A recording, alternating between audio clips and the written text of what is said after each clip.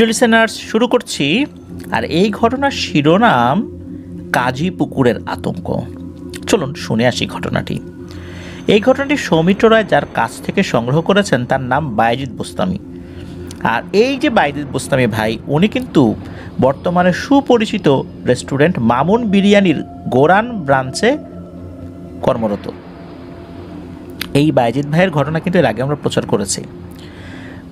বায়েজিদ ভাইয়ের গ্রামের বাড়ি যশোর জেলার সদর উপজেলার বসুন্দিয়া ইউনিয়নের জঙ্গলবাধাল গ্রামে। এই ঘটনাটি যশোর জেলার অভয়নগর উপজেলার নোয়াপাড়ার একটি গ্রামের নাম কাজীপাড়া। এই গ্রামের কাজীবাড়িতে বায়েজিদ ভাইয়ের একজন বন্ধু আছেন, যিনি মূলত বায়েজিদ ভাইকে এই ঘটনাটি বলেছেন। ঘটনাটি একটি পুকুর কেন্দ্রিক। পুকুরটি এখনও আছে, যাকে এই অঞ্চলের মানুষ কাজীর পুকুর নামেই চেনে। লোকমুখে প্রচলিত আছে এই পুকুরে নাকি একটি মাটির জালা আছে, যা অনেক অঞ্চলে মাইট বা মণি হিসাবে প্রচলিত। অনেকেই সেই পুকুরে এই মাটির জালাকে বা মাইটকে দেখতে পেত। আবার মাঝে মাঝে পুকুরে একটি ভয়ঙ্কর মাথাও নাকি দেখা যেত। এটিও আশেপাশের অনেকেই নাকি দেখেছে। বিশেষ করে একা একা কেউ পুকুরে নামলেই সেই ভয়ঙ্কর মাথার সাথে সাক্ষাৎ হতো অনেকেরই। এই পুকুরের এক পাশে একটি বাগান রয়েছে। সেই বাগানের পর আরও একটা ছোট পুকুর আছে। সারা বছর পুকুরের সেই বাগানের সাইডের পাড় ভাঙা থাকে। যতই সংস্কার করা হয় তবুও সেই পাড় ভাঙেই। আবার সেই ভাঙা পাড়ের সাইডে পুকুরের তলদেশের মাটি খুবই মসৃণ থাকে সবসময়। কথিত আছে এই দিক থেকেই মাটির নিচে একটি সুড়ঙ্গ রাস্তা এই বাগানের নিচ দিয়ে অপর দিকের পুকুরের সাথে নাকি মিশেছে। অনেকেই ধারণা করেন পুকুরে থাকা ওই জালা বা মাইটটি এই সুড়ঙ্গ দিয়ে অপর পুকুরের মাঝে যাতায়াতের পথ সৃষ্টি করেছে। যাই হোক, মানুষ রেগুলার এই পুকুর ব্যবহার করত। কারো সাথে টুকটাক ভয় পাওয়া ব্যতীত খারাপ কিছু ঘটেনি কখনো। সময় 2013 কি 2014, বৃষ্টি ছিল সেই দিন। দুপুরের পর বৃষ্টির শেষে বায়েজিদ ভাইয়ের বন্ধুর এক ভাবি পুকুরে গিয়েছিলেন গোসল করতে। সাথে নিয়ে যান ওনার মেয়েকে বলতে মেয়ের ঘরের নাতনিকে আর কি। পুকুরের ঘাটে উনি ওনার নাতনিকে বসিয়ে রেখে নিজে গোসল করতে নামেন পুকুরে। সারা জীবন এই পুকুরে গোসল করলেও কখনো ভয়ঙ্কর কিছু নজরে আসেনি ওনার। অন্যান্য লোকদের এসেছে, বাট ওনার নজরে আসেনি। গোসলের এক পর্যায়ে উনি বুক সমান পানিতে নামেন। ডুব দিতে গিয়ে টের পান কিছু একটা ওনার কাপড়ের আঁচল ধরে টানছে। প্রথমে উনি ভাবলেন হয়তোবা কাপড়ের কোথাও আটকে গেছে, তাই কাপড়ের আঁচল টেনে আবার ডুব দিতে যান পানিতে। কিন্তু না, কাপড় তো ঠিকই আছে, তবুও আবার টান পড়ল কাপড়ে। বিষয়টিকে তেমন পাত্তা না দিয়ে আবার উনি ওনার মতো গোসল করতে থাকেন। কিন্তু এবার আবারও টান পড়ল কাপড়ে। এবার তিনি বিষয়টা বুঝবার চেষ্টা করলেন। কয়েকবার টান অনুভব করার পর উনি ভয় পেতে থাকেন। ফলে ধীরে ধীরে ঘাটের দিকে আসার চেষ্টা করতে থাকেন। ধীর পায়ে তিনি পাড়ের দিকে আসতে যখন যাবেন, অমনি ওনার সামনে পানিতে ভেসে ওঠে এক ভয়ঙ্কর বিভৎস চেহারা। এই চেহারা যে একবার দেখবে সে আর জীবনে দ্বিতীয়বার দেখতে চাইবে না। সেই চেহারার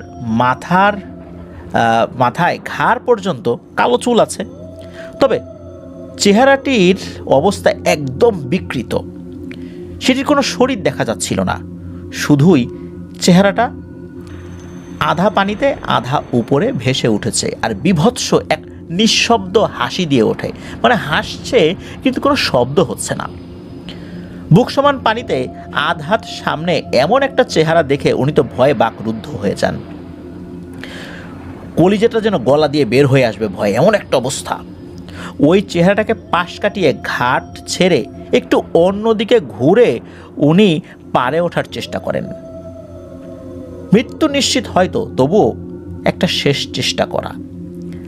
প্রাণপণ চেষ্টার পর কোমর পানি পর্যন্ত আসতেই কে যেন ওনার একটি পা খপ করে শক্ত করে ধরে ফেলে। ওনার পা টেনে পানিতে নিয়ে যেতে চাচ্ছে সেই ভয়ঙ্কর অবয়বটি। আর সেই ভাবি জীবনের সব শক্তি দিয়ে চেষ্টা করতে থাকেন নিজের পা ছোটাতে, কিন্তু ভয়ে তখনও গলা দিয়ে কোনো স্বরই আসছে না তার। এতক্ষণ ঘাটে বসে খেলছিল তার 5 বছর বয়সী নাতনি। সে কিছুই টের পায়নি আগে, কিন্তু যখন দেখলো তার নানি পানি থেকে ওঠার জন্য খুবই চেষ্টা করে চলেছে, তখন সে তার নানিকে বলে, নানি তোমার কি হয়েছে, তুমি এমন করছো কেন? এই নানি কি হয়েছে? তো এইভাবে তার নাতনি চিল্লাতে থাকে। নাতনির চিৎকার চেঁচামেচির শব্দ শুনে বাড়ি থেকে আরও অনেকেই ছুটে আসে। ততক্ষণে পাড়ে থাকা ঝোপঝাড়ে, মানে ওই পাড়ে কিছু ঝোপঝাড় থাকে না, এই ঝোপঝাড় ধরে অনেক কষ্টে উপরে উঠে আসেন সেই ভাবি। উপরে ওঠার পর উনি স্বস্তির নিঃশ্বাস ফেলেন। আর এতক্ষণে বুকের মধ্যে যে ভয়টা জমেছিল, সেই ভয় থেকেই প্রচণ্ড জোরে এক চিৎকার দিয়ে ওঠেন। এতক্ষণ তো আসলে চিৎকার করতে পারেননি উনি। ভাবির চিৎকার কান্নাকাটির শব্দে কারোরই বোঝার বাকি ছিল না উনি ভয়ানক কোনো কিছুর সম্মুখীন হয়েছেন। কারণ আগেও এই পুকুরে অনেকেই ভয়ের সম্মুখীন হয়েছেন, তবে অন্যদের মতো ভালো কপাল সেই ভাবির ছিল না। উনি বাড়িতে এসেই তীব্র জ্বরে আক্রান্ত হন। দিনরাত শুধু ভয়ে চিল্লাচিল্লি করতেন আর বলতেন পুকুর থেকে কেউ একজন তাকে নাকি ডাকছে, তাকে নিয়ে যেতে চায় পুকুরে। ওনার যে পা ধরে ওই অবয়বটি টেনেছিল সেটি ধীরে ধীরে শুকিয়ে একদম পাটখড়ির মতো সরু আর কালো কুচকুচে হয়ে যায়। অনেক কবিরাজ হুজুরকে দেখানো হয়েছে, কিন্তু কেউ কিছুই করতে পারেনি। সেই ঘটনার পর থেকে কোনো কোনো রাতে উনি ঘুমাতেও পারতেন না। সারাক্ষণ শুধু সেই ভেসে ওঠা ভয়ঙ্কর চেহারাটি ওনার চোখের সামনে দেখা যেত। অতি অল্প সময়ে সেই পা থেকে ধীরে ধীরে ক্যান্সারের সূত্রপাত হয়। আর একটা সময়ে পৃথিবীর মায়া ত্যাগ করে চলে যান সেই ভাবি। এরপর অনেক দিন ওই পুকুরে কেউ নামার সাহস পায়নি। এভাবে কেটে যায় প্রায় 5টি বছর। ধীরে ধীরে মানুষ ভুলে যেতে থাকে এই ঘটনা। আবারও পুকুরটি টুকটাক করে ব্যবহার শুরু করে সবাই। এই পুকুরের অপর পারের দিকে একটি বাড়ি ছিল। সেই বাড়িতে থাকতেন একজন মহিলা। ওই মহিলা ডিভোর্সি একজন মহিলা ছিলেন, ওনার হাজব্যান্ড ছিল না এমনটাই জানা যায়। ওনার নাম ছিল ময়না। তো ওনার স্বামীর সাথে ছাড়াছাড়ির পর বাপের বাড়িতেই থাকতেন। আর উনি কাজ করতেন সর্দার মিল নামক একটা স্থানীয় মিলে। প্রতিদিন মিল থেকে এসে পুকুরে গোসল করতেন তিনি, আর বাড়িতে ব্যবহার করার জন্য কলসি দিয়ে পানি নিয়ে যেতেন। মাঝে মাঝেই মিলের ডিউটি সেরে বাড়িতে আসতে আসতে সন্ধ্যা হয়ে যেত। তখন উনি চলে যেতেন পুকুরে গোসল করার জন্য। আর ওনাদের বাড়িটা যেহেতু ঘাটের অপর পাশে ছিল, আর সেই পাড়ের ভাঙা অংশটা দিয়ে সহজেই পুকুরে নামা যেত, তাই তিনি ঘাট দিয়ে পুকুরে না নেমে সেই ভাঙা অংশটি দিয়েই পুকুরে নামতেন।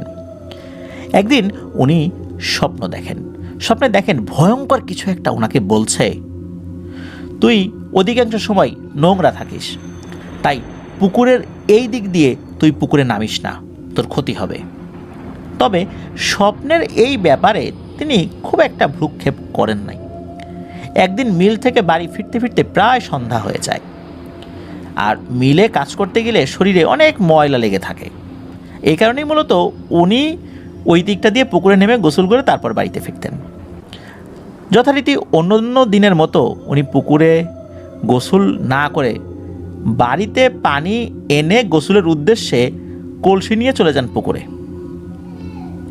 তো উনি পুকুরে নেমে হাত পা আগে ধুয়ে নেন, তারপর কলসি ভরার জন্য পানিতে কলসি ডুবান।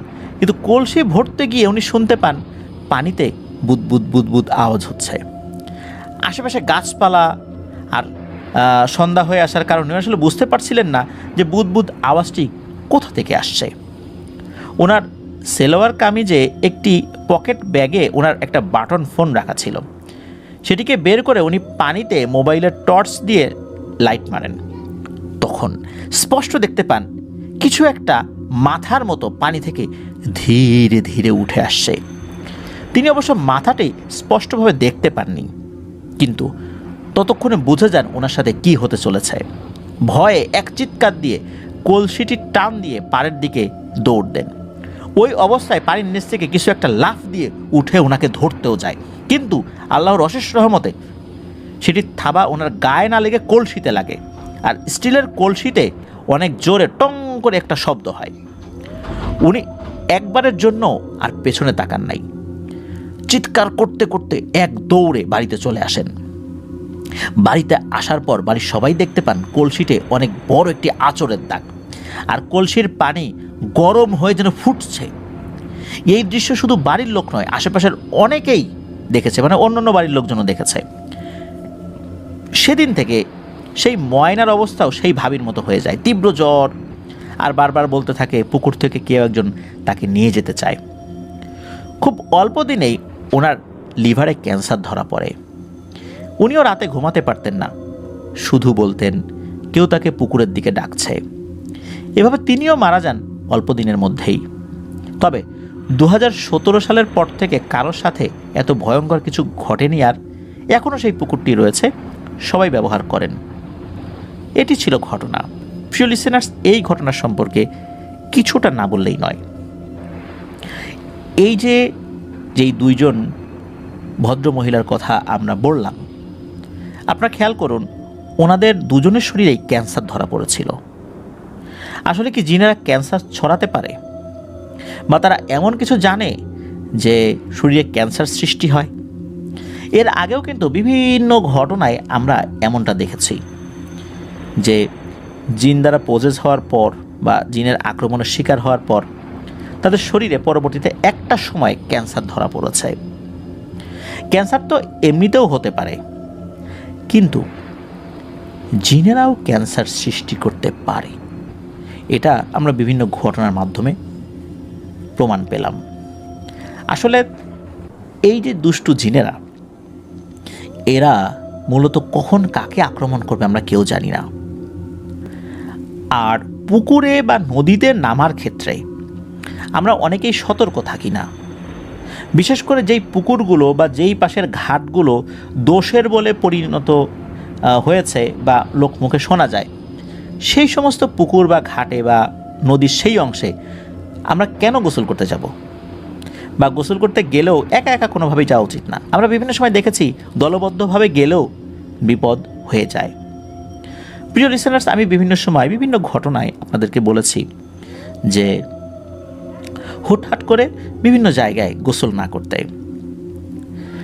আপনারা আমার বিভিন্ন ঘটনায় শুনেছেন যে টাঙ্গুয়ার হাওরে আমি কিছু কিছু জায়গার নাম বলেছিলাম, যে জায়গাগুলো দোষের বলে স্থানীয় মাঝিরা বলে থাকেন। এমনকি আমি তো বিভিন্ন সময় টাঙ্গুয়ার হাওরে গিয়েছি, কারণ আমার পোস্টিং ছিল সুনামগঞ্জ। তাহিরপুরে মাঝে মাঝে যেতাম, এমনিতেই খুব ভালো লাগতো। সুনামগঞ্জ সদর থেকে তাহিরপুরের দূরত্ব 30 থেকে 32 কিলোমিটারের মতো। আর তাহিরপুর যে থানা, মানে পুলিশের থানা, বর্ষাকালে এই থানার পাশের এই ঘাটেই অনেক নৌকাগুলো বাঁধা থাকে। আর শুকনো মৌসুমে, মানে এখন যে সিজন, এখন আর সেটা দেখা যায় না, আবার বর্ষাকালে পানি আসলে সেটা দেখা যাবে। তো ওখান থেকেই কিন্তু নৌকাগুলো বা হাউসবোটগুলো নিয়ে যায় টাঙ্গুয়ার হাওরের ভেতরে। টাঙ্গুয়ার হাওরে আগে বিভিন্ন জায়গায় এই বোটগুলো রাতের বেলা থাকতো। পরবর্তীতে স্থানীয় প্রশাসন তারা একটা নিয়ম করে দেয় যে এলোমেলোভাবে কোনো বোট থাকতে পারবে না, সবাই গিয়ে নীলাদ্রি লেকে অবস্থান নেবে। এখন পর্যন্ত সেই নিয়মটাই চালু আছে। এলোমেলোভাবে কোনো বোট অন্য কোথাও অবস্থান করে না, যে যেখানেই থাক সন্ধ্যার আগে বা সন্ধ্যার পরই সব বোটগুলো নীলাদ্রি লেকে এসে জমা হয়। কেন এই নিয়মটি করা হয়েছিল, এটাও একটা প্রশ্ন। এই নিয়মটি মূলত করা হয়েছিল আগে বিভিন্ন সময় বিভিন্ন হাউস বোটগুলো বা অনেকে যারা ঘুরতে যেতেন তারা নিজেরা বোট রিজার্ভ করে নিয়ে, অনেকে আবার ঢাকা থেকেও হাউস বোট নিয়ে যেতেন। এখন যেরকম অনেক হাউস বোট সেখানে আছে, আগে বছরখানেক আগে এতটা ছিল না আর কি। তো তখন বিভিন্ন জায়গায়, পুরো হাওরের বিভিন্ন জায়গায় এই বোটগুলো থাকতো। অনেকেই রাতের বেলা সাঁতার কাটার জন্য নেমে পড়তেন, কারণ ঢাকা থেকে গিয়েছেন, ঢাকাতে তো আসলে সাঁতার কাটার এরকম জায়গা নাই। তখন অনেক ভয়ঙ্কর ঘটনা ঘটেছে, অনেকেই মারা গিয়েছেন। তাছাড়া এলোমেলোভাবে থাকার কারণে বিভিন্ন সময় বিভিন্ন দুর্ঘটনাও ঘটে। পরবর্তীতে স্থানীয় প্রশাসন একটা নিয়ম করে দেয় যে এলোমেলোভাবে আর কোনো বোট থাকতে পারবে না। এখন পর্যন্ত সেই নিয়মটাই বহাল রয়েছে। আমি মনে করি যে প্রশাসন যেই নিয়মটা করেছেন অবশ্যই সকলের ভালোর জন্য করেছেন, সকলের উচিত মেনে চলা, এবং সকলে সেটা মানেনও। ওখানে কেউ এলোমেলোভাবে আর নৌকা নিয়ে ঘোরাফেরা করেন না, বিশেষ করে সন্ধ্যার পরে। আর এই জিনিসটা করার পর থেকে আল্লাহর অশেষ রহমতে ওখানে এই ধরনের দুর্ঘটনা অনেকটাই কমে গিয়েছে। তো ধন্যবাদ জানাই লোকাল প্রশাসনকে, যারা এই ধরনের একটা পদক্ষেপ নিয়েছেন এবং সেটা বাস্তবায়িতও হচ্ছে। পদক্ষেপ নিয়েছেন সেটা না, সেটা বাস্তবায়িতও হচ্ছে। আমরা যদি নিয়মগুলো মেনে চলি, আল্লাহর রহমতে সকলের জন্যই ভালো। প্রিয় লিসেনার্স, চলুন আমরা চলে যাব পরবর্তী আরও একটি নতুন ঘটনায়। প্রিয় লিসেনার্স, এখন একটা পরীর ঘটনা শুনে আসলে কেমন হয়? হ্যাঁ, শুনব সিনহাপরীর মায়াজাল শিরোনামের ঘটনাটি। এই ঘটনাটি সৌমিত্র রয় এক আপুর কাছ থেকে সংগ্রহ করেছেন, যার নাম মরিয়ম আক্তার। আর নামটা শুধু বলছি সঙ্গত কারণে, এই মরিয়ম আক্তার আপু ওনার বিস্তারিত ঠিকানা প্রকাশে আগ্রহী নন, তাই গোপন রাখা হলো। মূল ঘটনায় চলে যাই। এই মরিয়ম আপু মূলত সৌমিত্র রয়ের সাথে ওনার ফুপার সাথে ঘটে যাওয়া দুটি ঘটনা শেয়ার করেছেন। ঘটনাটি স্পর্শকাতর হওয়ায় ফুপার নাম প্রকাশের অনুমতি পাওয়া যায়নি। ওনার ফুপার বাড়ি হচ্ছে গাইবান্ধা জেলার গোবিন্দগঞ্জ উপজেলার কামারদহ ইউনিয়নে। মরিয়ম আপুর ফুপা বর্তমানে সৌদি প্রবাসী। তো মূল ঘটনা প্রথমে শুরু হয় যখন ওনার উপর পরীর আসর হয়। পরীর আসর করার ঘটনা ঘটে মূলত 2000 সাল থেকে 2005-এর মাঝামাঝি কোন একটা সময়। নির্দিষ্ট করে সালটা মরিয়ম আপুর মনে নাই। তখনও ফুপা বিদেশে যান নাই। উনি তখন নতুন বিয়ে করেছেন। ওনার প্রথম একটা মেয়ে হয়েছে, মেয়েটাও ছোট ছিল সেই সময়। ফুপাদের তখন পানের চাষ ছিল। পানের চাষ করার যেই জায়গাটা, ওই জায়গাটার নাম হচ্ছে বড়ো বলা হয় ওই অঞ্চলে, অনেকে পানের বরজ বলে। আর এই পানের চাষের পাশাপাশি আখ সহ বিভিন্ন সবজি যেমন আলু, বেগুন, মরিচ ইত্যাদির আবাদ ছিল। ওনারা মূলত বড় গৃহস্থ ছিল। ফুপার আবার ছিল তুলা রাশি। এই তুলা রাশির জন্য উনি মাঝে মধ্যেই প্যারানরমাল অ্যাক্টিভিটি বুঝতে পারতেন। এর মধ্যেই আবার ফুপার বিদেশ যাওয়ার প্রসেস চলছিল। তো উনি কয়েকদিন পর চলেও যান দুবাইয়ের আবুধাবিতে। তখন মরিয়ম আপুর ফুপু ও তার মেয়ে তার শ্বশুর বাড়িতে থাকে। ফুপুকে মূলত নিজের মামাতো ভাইয়ের সাথেই বিয়ে দেওয়া হয়েছিল। তার মানে হলো ফুপুর মামাই হলো ওনার শ্বশুর। তাই শ্বশুর বাড়িতে ফুপুর একা থাকতে খুব একটা অসুবিধা হতো না। এর মাঝে ফুপা বিদেশে তার সাথে তার যেই কাজ সে কাজ করে। আর এর মধ্যে কি হয়, তার সাথে কাজ করে, একসাথে থাকে, এরকম একটা ছেলের সাথে পরিচয় হয়। ওই ছেলেটার বাড়ি আবার বগুড়া জেলায়। তো গাইবান্ধা জেলা বগুড়া জেলা পাশাপাশি হওয়ায় সেই ছেলের আসলে যখন সে দেশে আসে, তখন দেশে আসার যখন সময় হতো, তখন এই ফুপা ওই ছেলেটার মাধ্যমে বিভিন্ন বিদেশি সামগ্রী বাসায় পাঠাতেন পরিবারের জন্য, যেমন কম্বল, লাইট, এরকম আরও অনেক কিছু। যেহেতু ফুপার বিদেশ যাওয়ার বেশি দিন হয়নি, তাই ওনার ওই সময় অত তাড়াতাড়ি দেশে আসার সুযোগও ছিল না। তো এভাবেই জিনিসপত্র আনা নেওয়ার মাধ্যমে তাদের ভিতর একরকম আত্মীয়তার সম্পর্ক গড়ে ওঠে। ফুপা যার হাতে জিনিসগুলো পাঠান, তার বাবার সাথে মরিয়ম আপুর ফুপির মেয়ের মতো একটা সম্পর্ক হয়ে যায়। তো ফুপু এক প্রকার বাবাই ডাকতেন তাকে। বিভিন্ন আয়োজন উপলক্ষে ওনারা ফুপুদের বাসায় আসতেন, আবার ফুপারাও তাদের বাসায় যেতেন। এভাবেই চলতে থাকে বেশ কয়েক বছর। এর মধ্যেই ফুপা দেশে আসার প্রসেস করেন এবং এক পর্যায়ে এসেও পড়েন। উনি যে সময় আসেন তখন বগুড়ায় বিখ্যাত পোড়াদহ মেলা চলছিল। সেই উপলক্ষে ফুপাদের পুরো পরিবারকে ওই পরিচিত ছেলেটির পরিবার বগুড়ায় তাদের বাসায় দাওয়াত দেয়।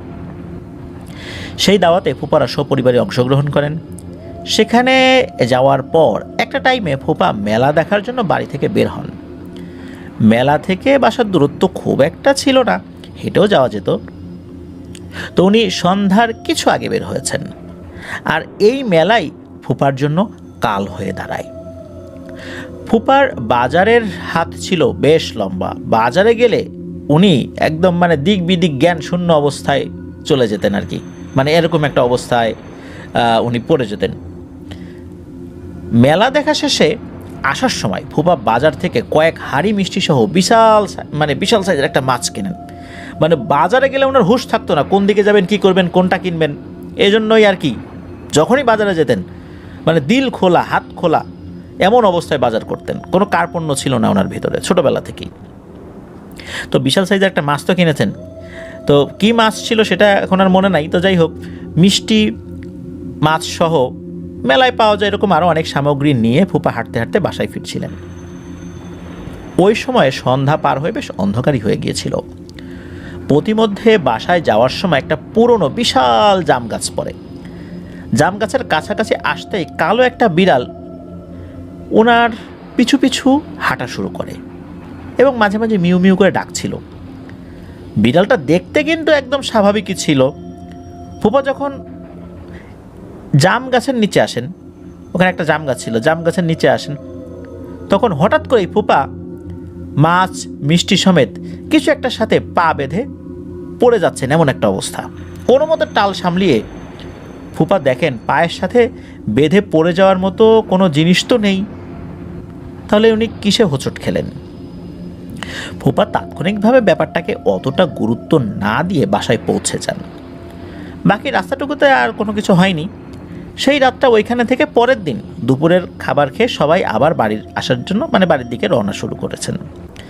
বাড়িতে এসে কোনো ঘটনা না ঘটলেও সেদিন থেকেই রাতে ঘুমের মাঝে কিছু স্বপ্ন দেখতে থাকেন ফুপা। ফুপা স্বপ্নের মধ্যে দেখেন যে ওনাকে একটা সুন্দরী মেয়ে তার সাথে যেতে বলছে। ফুপাকে নাকি ওই মেয়েটি তার সাথে করে নিয়ে যাবে। সেই মেয়েটি ফুপাকে বিভিন্ন খাবারের লোভ দেখায় এবং বিভিন্ন জিনিস খেতে বলে। এছাড়াও সোনা রূপা দেওয়ার মতো লোভ ফুপাকে দেখায়। ফুপা প্রথম প্রথম পাত্তা দেয়নি স্বপ্নগুলোকে। উনি মনে করেছিলেন এমনি হয়তোবা উনি দেখছেন এসব। যেহেতু উনি তুলা রাশির লোক ছিলেন তাই কিছু কিছু বিষয় উনি বুঝতে পারতেন। এভাবেই চলে বেশ কিছুদিন। ফুপার ওই স্বপ্ন দেখা কিন্তু বন্ধ হয় না। উনি যেহেতু ওই সময় বিভিন্ন বিষয় বা বিভিন্ন সামগ্রী বা বিভিন্ন সবজি আবাদ করতেন, তো সেগুলোর মধ্যে বেগুনও ছিল সেই সময়। তো একদিন ফুপা বেগুনের ভিটার আগাছা নিড়ানি দেওয়ার জন্য সকাল সকাল বের হয়ে যান। নিড়ানি দিতে দিতে দুপুর হলে বাসায় এসে খাবার খেয়ে আবার নিড়ানি দিতে যান। এবার নিড়ানি দিতে দিতে কখন যে সন্ধ্যা পেরিয়ে গেছে উনি বুঝতেই পারেন নাই। ঠিক মাগরিবের আজান দেওয়ার কিছুক্ষণ আগে উনি দেখতে পান যে বেগুন ভিটার যে পাশে জঙ্গলের মতো হয়ে আছে সেদিক থেকে ওনার স্বপ্নে দেখা সেই মেয়েটি হাসতে হাসতে হেঁটে হেঁটে তার দিকে এগিয়ে আসছে। আর তার থেকেও আরও আশ্চর্যজনক ব্যাপার হচ্ছে, মেয়েটি এগিয়ে আসার সাথে সাথে তার চারপাশে এবং পেছনে পেছনে সোনা রূপা সহ আরও মূল্যবান অনেক সম্পদ, যা একটা মানুষ পেলে রাতারাতি কোটিপতি হয়ে যেতে পারে, এরকম অসংখ্য মূল্যবান সামগ্রী ভেসে ভেসে মেয়েটার সাথে সাথে আসছে। এমনটা মনে হচ্ছে যে মেয়েটার সাথে সেই ধন সম্পদগুলো ফুপার দিকে এগিয়ে আসছে। এটা দেখার পর ফুপা কেমন যেন একটা ঘোরের মধ্যে চলে যেতে থাকেন। ওনার আর নিজের উপর পুরোপুরি নিয়ন্ত্রণ ছিল না। মেয়েটা ফুপার ঠিক সামনে এসে দাঁড়িয়ে বলতে থাকে, তুমি তো খুবই সৎ একজন ব্যক্তি, তোমার অনেক সৎ সাহস রয়েছে। ফুপা তার কথা শুনে শুধু ফ্যালফ্যাল করে তাকিয়ে থাকেন তার দিকে। ওনার মনে হচ্ছিল যেন ওনার কোনো কিছু বলার ক্ষমতাই নেই তখন তার ভিতরে। এরপর ওই রহস্যময় মেয়েটি আবার বলতে থাকে, তুমি না হয়ে অন্য কোনো অসৎ মানুষ হলে এগুলো লোভে পড়ে অনেক কিছু করতে চাইতো, কিন্তু তোমার ভেতরে আমি এসব কিছুই পাইনি। তোমাকে আমার ভালো লেগেছে, তাই আমি খুশি হয়ে তোমাকে কিছু দিতে চাই। এই বলে মেয়েটি তার পিছনে থাকা সম্পদগুলোর দিকে হাত বাড়িয়ে বলতে থাকে, তোমার যা যা পছন্দ এখান থেকে তুমি নিতে পারো। এসব শোনার পর ফুপার হঠাৎ করেই মনে হয় এগুলো তো স্বাভাবিক কোনো ঘটনা না। তখন ওনার ভিতর ভয় কাজ করতে শুরু করে। তারপরেও ফুপার সাহস হারান না। উনি মেয়েটিকে বলেন, আমার কিছুই লাগবে না, তুমি যেখান থেকে এসেছো সেখানেই চলে যাও। তখন ফুপা বুঝতে পারেন যে মেয়েটি আস্তে আস্তে রাগান্বিত হয়ে যাচ্ছে।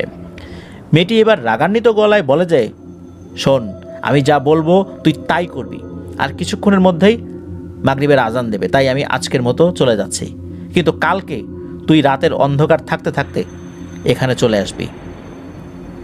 একথা শুনে ফুপা এবার সাহস হারাতে থাকেন। তখন ফুপা বলেন, আমার তো ঘরে বউ আছে, রাতে ওই সময় তো আমার বউ আমাকে নাও আসতে দিতে পারে। তখন মেয়েটা একথা শুনে একটি হেসে বলে, শোন, তোর জুতা জোড়া এই জায়গাতেই রেখে যা, অন্ধকার ভোরে উঠে বলবি যে তোর জুতা তুই এখানে ভুলে রেখে চলে আসছিস, তারপর তুই এই বাহানায় এখানে আসবি। একথা শুনে ফুপা আর কিছু বলার সাহস পান না। কিছুক্ষণ পর যখন আজান দিয়ে দেয়, তখন মেয়েটিও তার সমস্ত ধন সম্পদ নিয়ে চোখের নিমিষেই উধাও হয়ে যায় অন্ধকারে। ফুপা তখনকার মতো জুতা জোড়া সেখানে রেখেই বাড়িতে চলে আসেন সেই মেয়েটির কথা মতো। বাসায় এসে ফুপা হাত মুখ ধুয়ে ফুপুকে খাবার দিতে বলেন। ফুফু যখন জিজ্ঞেস করেন যে ফিরতে এত দেরি হলো কেন, তখন ফুপা কিছু একটা বলে কাটিয়ে যান আর কি। এরপর উনি খাবার খেয়ে শুয়ে বিশ্রাম নিতে থাকেন। কিছুক্ষণ পর থেকেই ফুপার শরীরে কাঁপুনি দিয়ে জ্বর আসে। জ্বরে ফুপার নাকি এতটাই কাঁপুনি হচ্ছিল যে পুরো খাটই নাকি কাঁপাকাঁপি করছিল, মনে হচ্ছিল এখনই খাট ভেঙে উনি পড়ে যাবেন। আর ফুপার চোখ দুটো নাকি এমন লাল হয়ে গিয়েছিল যে সেগুলোর দিকে তাকালেই অস্বাভাবিক লাগছিল। এই অবস্থায় ফুপার দাঁতে দাঁত লেগে যাচ্ছিল। উনি নানা রকম ভুলভাল বলতে শুরু করেছিলেন। ফুপা বিড়বিড় করে বলছিলেন যে, আমাকে ও যেতে বলছে, আমাকে যেতে হবে, না গেলে ও নিজেই এসে ধরে নিয়ে যাবে আমাকে। এসব শুনে তখন ফুফু সহ ফুপার মা, বাবা, বোন সবাই বেশ ভয় পেয়ে যান। ভালো মানুষ এসে হাত মুখ ধুয়ে খেয়ে বিছানাতেই শোয়ার জন্য প্রস্তুতি নিল, শুয়ে পড়ল। হঠাৎ করে কি এমন হলো যে এমন বাজেভাবে জ্বর আসলো? আসলে ফুপা যেহেতু কিছুটা ভয় পেয়েছিলেন, তার জন্যই মূলত ওনার জ্বর এসেছিল। ফুফু সহ 3-4 জন মিলে ফুপার মাথায় পানি ঢাললেও জ্বরের তাপ কোনোভাবেই আর কমে না। এরপর সবাই আরও ভালো করে পানি প্রবাহের জন্য ফুপার মাথার উপর পাতিল ঝুলিয়ে পাতিলের নিচে ফুটো করে তাতে পানি দিতে শুরু করে। কিন্তু তাতেও কোনো কাজ না হলে বাড়ির মানুষের সন্দেহ হয়। ইতোমধ্যেই বেশ কয়েকজন পাড়া প্রতিবেশীও এসে হাজির হয়েছেন। ফুপার এই অবস্থা পর্যবেক্ষণ করে উপস্থিত সবাই স্থানীয় এক হুজুর ডেকে আনার পরামর্শ দেন। হুজুরকে ডাকতে যাওয়ার পরপরই ফুপার আচরণে যেন আরও বেশি পরিবর্তন হতে থাকে। এক পর্যায়ে সামনে যেই আসে ফুপা তাকেই অশ্রাব্য ভাষায় গালিগালাজ করতে শুরু করেন। তখন কারো বুঝতে বাকি থাকে না ফুপার সাথে অস্বাভাবিক কিছু ঘটেছে। হুজুরকে ওই রাতেই আনা হলে হুজুর যখন বাড়ির মূল দরজায় পা রেখেছেন, তখন থেকেই ফুপার পাগলামি আরও বেড়ে যায়। ফুপা তখন দিব্যি বিছানা থেকে উঠে সোজা হয়ে বসেছেন। হুজুর যখন ঘরে ঢোকে তখন ফুপা হুজুরকে খুব সুন্দর করে সালাম দিয়ে বসতে বলেন, এমন ভাব যে এতক্ষণ কিছুই হয়নি। হুজুরকে ফুপা নিজেই জিজ্ঞেস করেন যে কী কারণে হুজুর ওনাদের বাড়িতে এসেছেন। তখন হুজুর হাসতে হাসতে বলেন যে, এমনিতেই তোমাদেরকে দেখতে এলাম। হুজুর এই কথা বলার সাথে সাথে ফুপা হুজুরকে বিশ্রী ভাষায় গালিগালাজ শুরু করেন। এদিকে হুজুরও রুকিয়া শুরু করেছেন। হুজুর রুকিয়া শুরু করতেই ফুপা বেহুশ হয়ে পড়ে যান। এরপর হুজুর পানি পড়া দেন ও বাড়ি বন্ধ করে দিয়ে যান।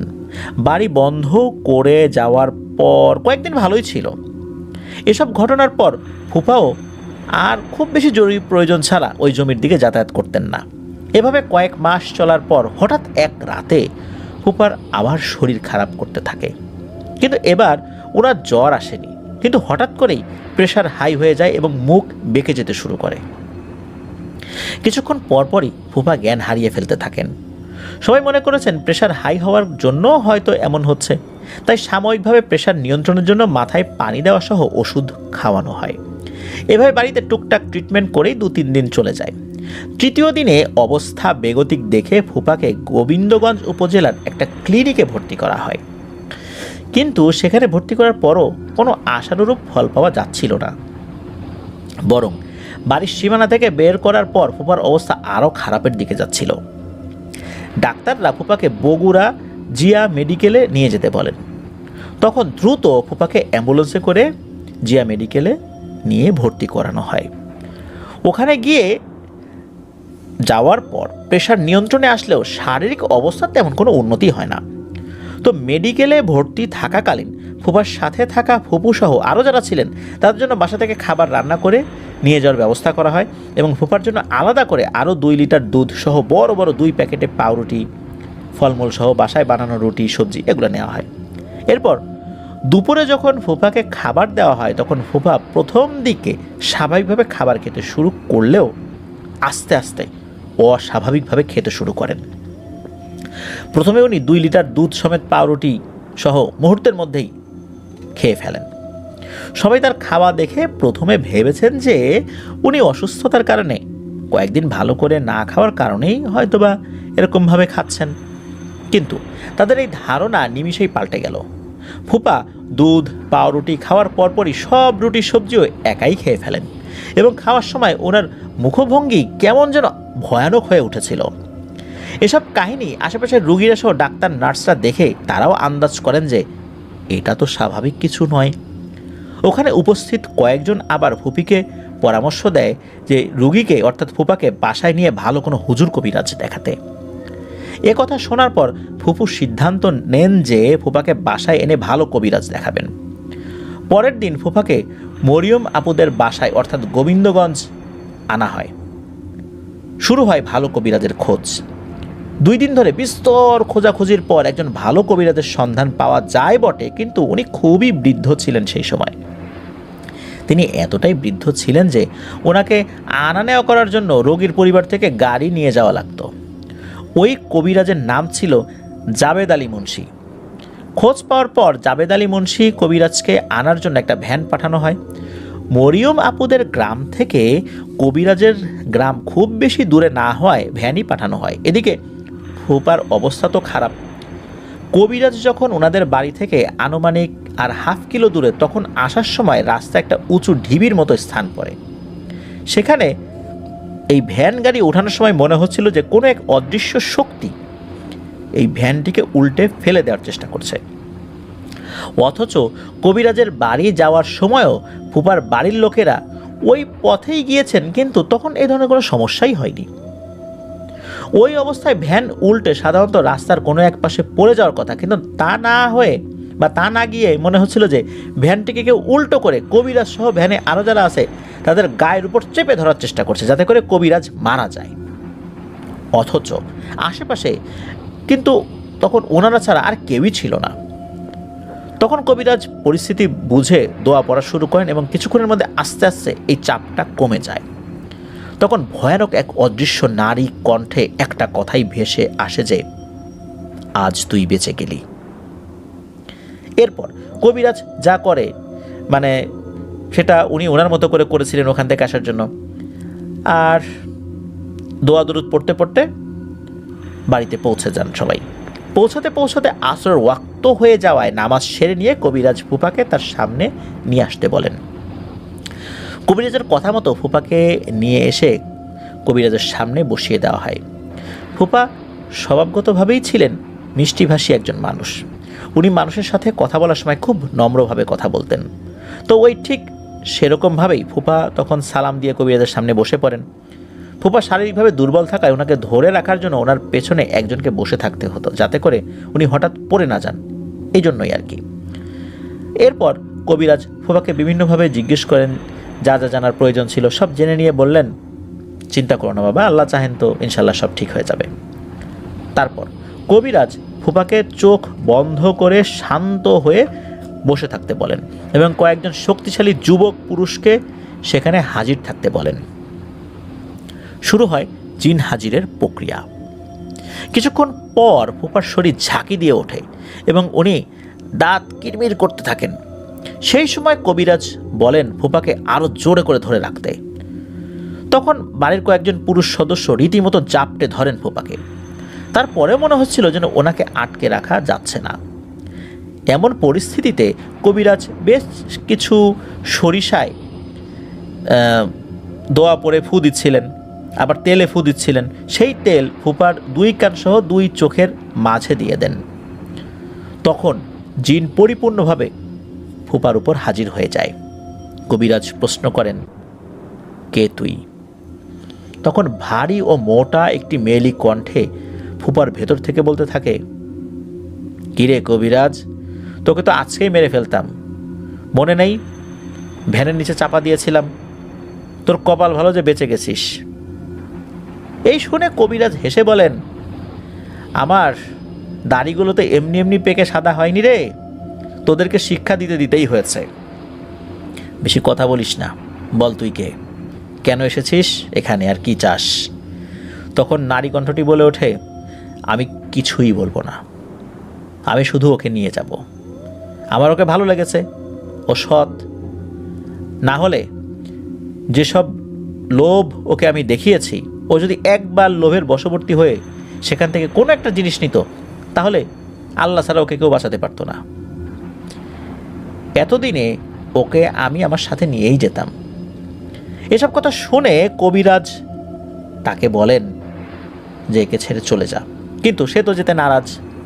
কবিরাজ আবার দোয়া পরে ফু দেয়া যে তেল মুখে ছিটিয়ে দিয়ে তার নাম জিজ্ঞেস করে। এবার নারী কণ্ঠে জবাব আসে। নারী কণ্ঠটি বলে, আমার নাম সিনহা, সিনহাপুরী। আমি জাম গাছে আমার পরিবার নিয়ে থাকি। ও যেদিন মাছ মিষ্টি নিয়ে ওই গাছের তলা দিয়ে যাচ্ছিল, তখনই ওকে দেখে আমার ভালো লেগে যায়। এরপর আমি ওর পিছু নিয়ে এখান পর্যন্ত এসেছি। আমি ওকে জাম গাছের নিচে ধাক্কা দিয়েছিলাম, যাতে ওর হাতে থাকা জিনিসগুলো মাটিতে পড়ে যায়। ওকে আমি বিভিন্ন জিনিসের লোভ দেখিয়েছি, কিন্তু তাতেও রাজি হয়নি। আমি ওকে অনেক কিছু দিতাম, ও নেয়নি। আমার বড় 3 জন ভাই আছে, তারা ওকে পছন্দ করেছে আমার সাথে বিয়ে দেওয়ার জন্য। ওকে তো আমি নিয়েই যাব, আর ওর সাথেই আমার বিয়ে হবে। এই বলে সিনহাপুরী বিকট শব্দে হাসতে থাকে। কবিরাজ ও সিনহাপুরীর মধ্যে অনেক বাকবিতণ্ডার এক পর্যায়ে কবিরাজ সিনহাপুরীকে যখন বোতলে বন্দি করার ভয় দেখায়, তখন সে ফুপাকে ছেড়ে যেতে অবশেষে রাজি হয়। সিনহাপুরী কোনো কিছু দাবি করেনি যাওয়ার সময়, কিন্তু যাওয়ার সময় সে বলে যায়, ওকে আমি পছন্দ করেছি। ও যদি কখনো আমাকে নিজে থেকে ডাকে, তাহলে আমি আবার চলে আসব। এই বলে সিনহাপুরী চলে যায়, আর ফুপা বেহুশ হয়ে পড়ে যান। কিছুক্ষণ পর ফুপার জ্ঞান ফেরত আসলে কবিরাজ ফুপাকে ডাক্তারি চিকিৎসা করার পরামর্শ দেন এবং আরও কিছু রিচুয়াল করে বিদায় নেন। কেননা এই সিনহাপুরী তার উপর আসর করার পর তার শারীরিক কিছু সমস্যা দেখা দিয়েছিল। এই জন্যই মূলত এখন থেকে তাকে ডাক্তারি চিকিৎসা নিতে হবে।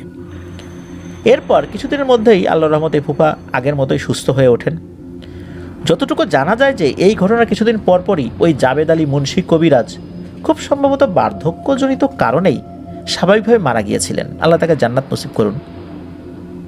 এটা তো গেল ফুপাকে পরী আসর করার ঘটনা। এবার আসি ফুপার সাথে ঘটা পরবর্তী ঘটনায়।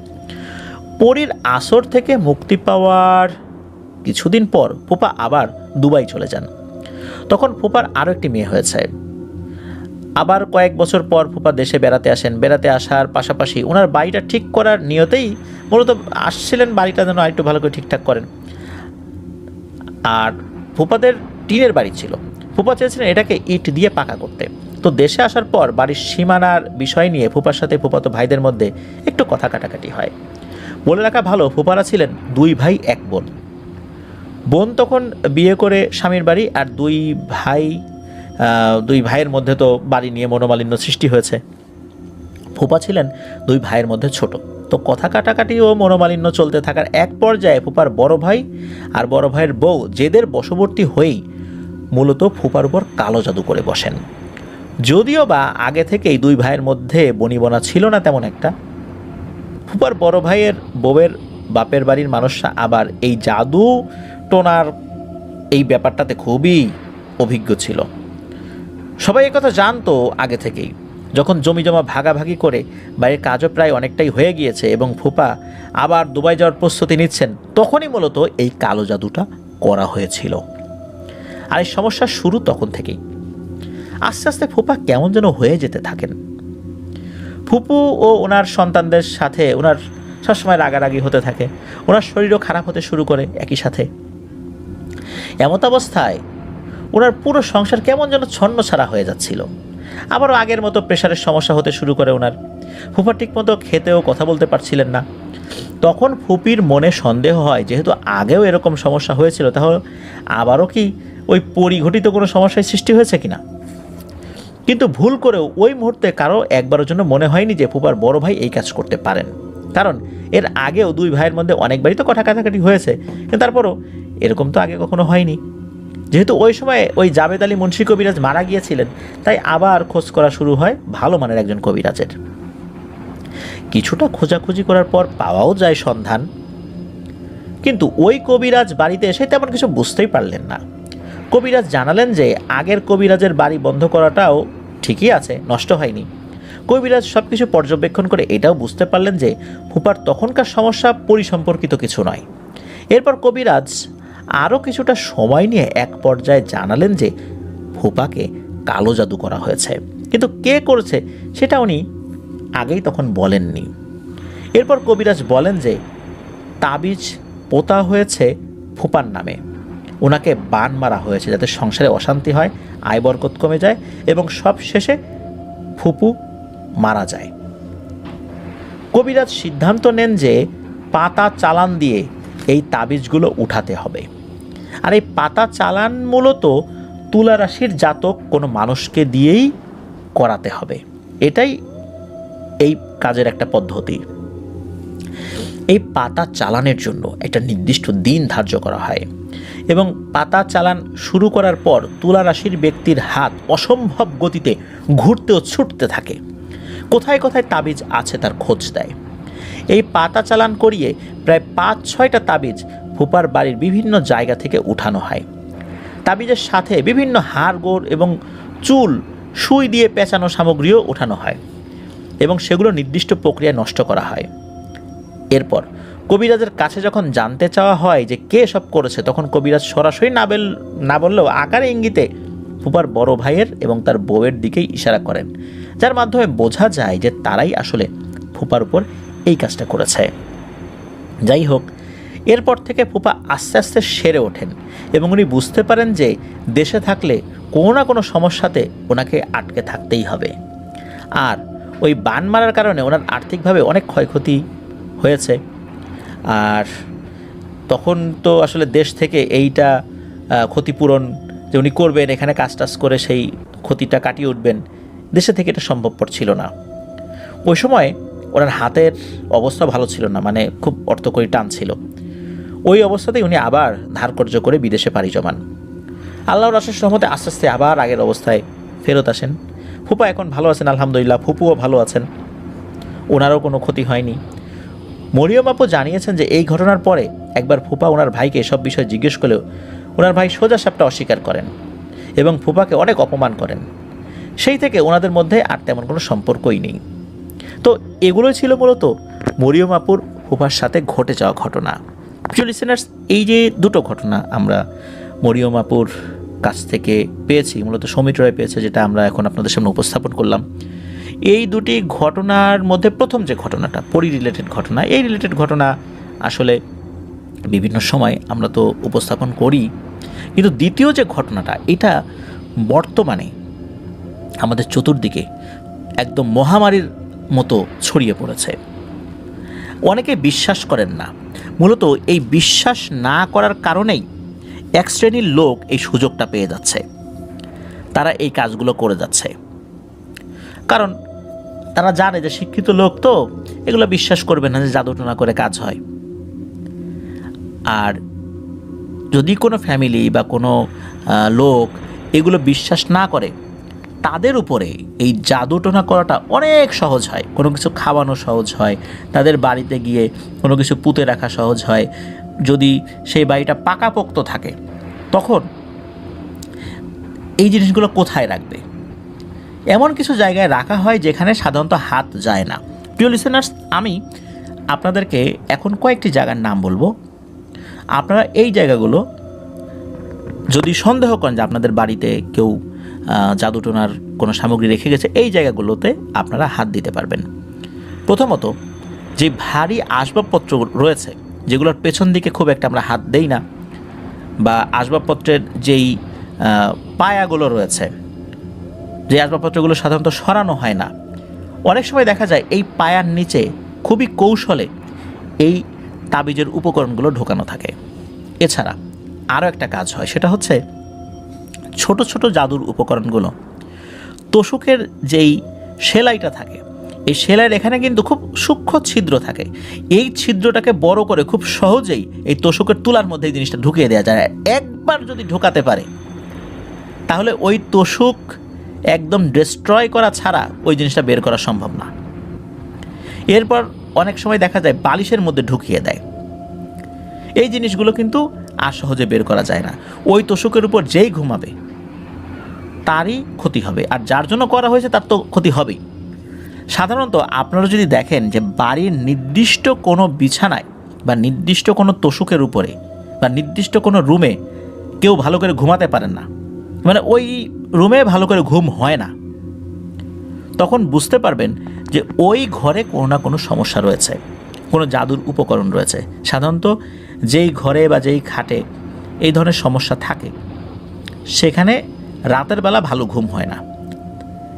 একজনের ইনসমনিয়া বা ঘুমের সমস্যা থাকতে পারে, সেটা আলাদা কথা, কিন্তু বাড়ির অন্য সব রুমে সব ঠিকঠাক আছে, ঘুম হয়, ওই রুমে হয় না। বাড়ির সবার যদি একই সমস্যা থাকে তাহলে কিন্তু এই বিষয়টা দেখা দেবে। তখন ওখানে অবশ্যই কোনো জাদুর উপকরণ আছে বলে মনে করতে হবে, আর শরিয়াসম্মত পদ্ধতিতে ওই উপকরণগুলো শনাক্ত করে সেটা ধ্বংস করতে হবে। আর কোনো জাদু যদি বেশি পুরনো হয়ে যায়, অনেক পুরনো হয়ে গেছে, তাহলে কিন্তু সেটা রিকভারি করাটা অত্যন্ত কঠিন একটা কাজ।